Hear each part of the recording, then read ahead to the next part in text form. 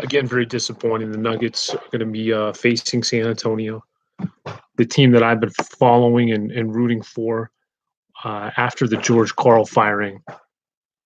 So they're going to be in that second seed. They're going to face San Antonio, home court advantage. And yeah, it's going to be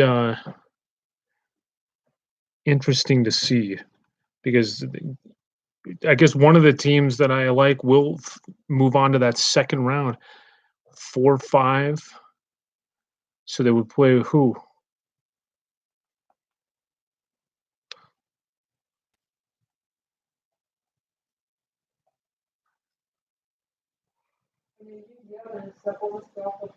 Sorry. Okay.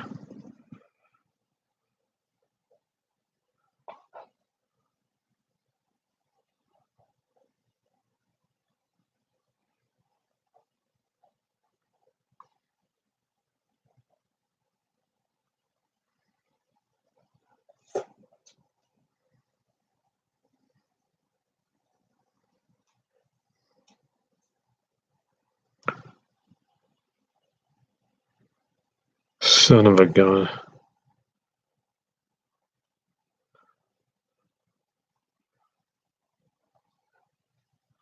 Well, yeah, so they're going to avoid Houston or Utah. They're going to play either, if they win the first round, Portland or Oklahoma City. That'd be pretty favorable. You may see them in the Western Conference Finals again, folks, if you can possibly believe that. Maybe it'll get more interesting. I know that when the playoffs started, when I was watching the Spurs, I got into it more. It's been really not exciting up until this point. And I'm going to try to avoid the local broadcast. Chris Marlowe, he does a good job, but I'm going to try to avoid that local broadcast.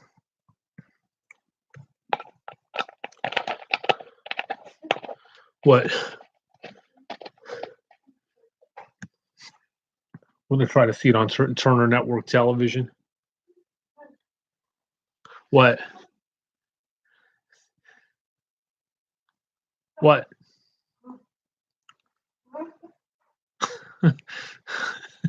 What are you laughing at?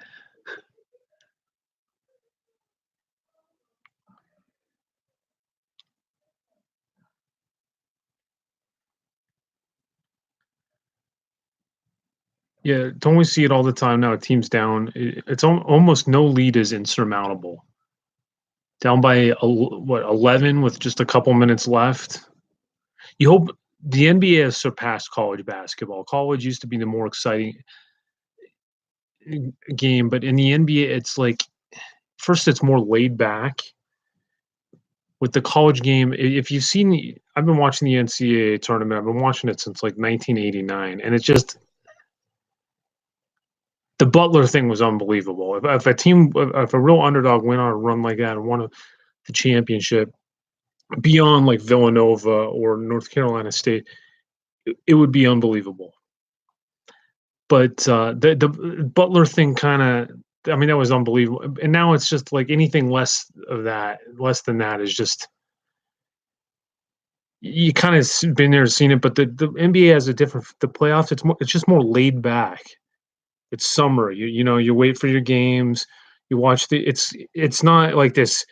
It's not like you're doing a line of Coke. It's like, that's the NCAA tournament. It's just this really like the first couple of days. It's just this excitement. The NBA is more maybe a couple glasses of wine and just just kind of, oh yeah, the weather's getting better. But last time I looked, Bovada.lv, they would not let me make a deposit. Now they're saying, okay, use a master. It's always changing with Bovada. And none of the others, I haven't had any success with any of the other online sports books. But Bovada seems to be, what am I talking about? It's been the only one that I've ever used. I used one that I don't remember back in 2000. I was betting on some college football. But they have the Nuggets 17-1. You want to have some fun? You want to have some fun? You want to have some excitement in your life? Put $100 on that. To me, that would be unbelievable. 1,700. That's how lowball I am. Any real gambler is going to put at least 1,000, 17,000. You turn your 1,000 into $17,000. I love this live stream. It's like doing like a talk show or something. You just watch the minutes go by. As my wife is letting me use her computer. Usually I do everything phone based. Oh, that's what I was talking about earlier. Just suddenly, I just started doing like live streaming on my iPod Touch, and 2 days later, it's almost like they're singling me out. They have no idea who I even am, really. So that's just paranoia. Now you must have 1,000 subscribers to do a live stream from your handheld device. And I know they changed the algorithms. I almost get no like. I know the content's horrible either. Of course, the worst channel on YouTube, the most disliked. You know it all. Um, yeah, when the season first started, I wasn't watching a lot of the games. We'll talk to NBA reporter Brad LaChance about all this. He's been. I think he's probably watched the vast majority of the games. But I tend to be watching football, just focusing on football, and then college basketball. But I gotta tell you, recently it's switched. I don't like college. I don't know. After you've seen about 20 NCAA tournaments, it kind of changed. Especially if you see like a run by like we were talking, like I was just talking about Butler.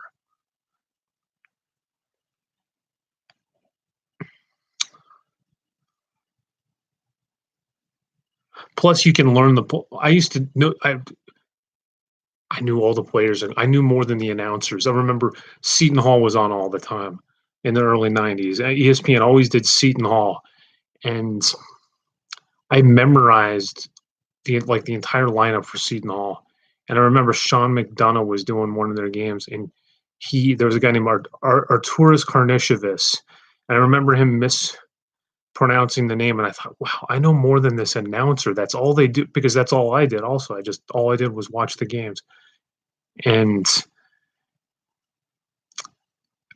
I can't do that anymore. I barely learned who Zion Williamson is. I learned who Zion Williamson is by my cousin like 2 weeks ago, and I was it was shameful. I was embarrassed, but as somebody that's about 40, doesn't have the memory that he used to, and simply does not want to watch it as much. You can with professional sports and specifically in the NBA, you can learn the players. I can probably name 3 or 4 Nuggets at this point. And thank you so much for being with me, those of you that are with me. And we're going to do more of this. And thanks again. And remember, always hit that dislike button at the bottom of the screen to show that you really hate what we're doing here. But I'm looking forward to it. The NBA playoffs. I know you just joined us midway through. It absolutely surpassed college basketball. Much more enjoyable.